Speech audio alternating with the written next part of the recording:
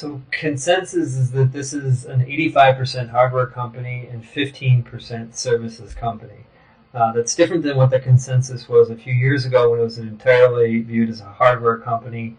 There has been a 15% kind of view now that this is a services company.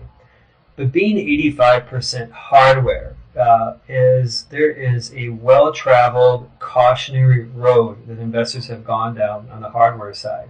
And that is a extremely difficult, or that is an important foundational point about the consensus thinking, is that being a hardware company implies that you are a hit-driven business, that you are only as good as your next product cycle. And we can go through the long list of hardware companies. I'll just point out one, that Sony, and that ultimately creates some concern with investors. And so I would simply put, the state of the union for investors is that this is still largely a hardware company, and it needs to be valued as such. All right, Horace, in your view, what's the consensus investor view? Well, I can't disagree with that. I think one other way to look at it is to say that it's the iPhone company and that it's therefore tracking the trajectory of one particular piece of hardware.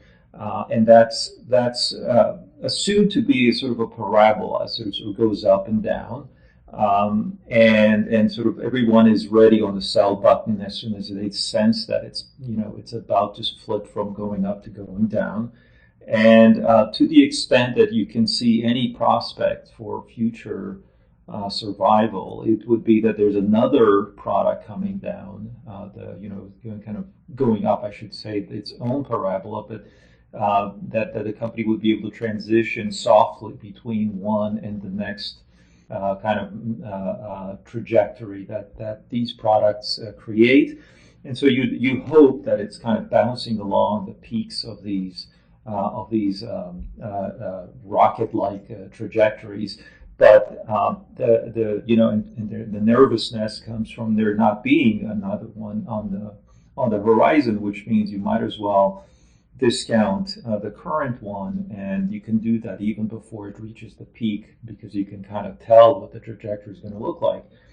And so for that reason, this hit-driven logic is what has kept the company's PE ratio below the S&P 500 for as long as I can remember. And so there's two counterpoints here, one to be made, and one obviously that maybe that isn't a parabola, maybe it goes up and can be flat thereafter, like maybe Windows did, or Microsoft did, and then potentially that there's something else besides these kinds of ups and downs that can determine the revenues, and that's what services is all about. But again, that these should be obvious, but that's, I think, as far as what the consensus is out there, why do we see a discount to the PE, is that yes, it's still considered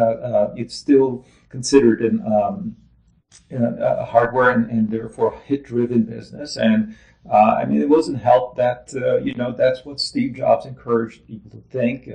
Given the fact that he said, we're all about hitting home runs, and that conditioned people to think that where's the next one coming from?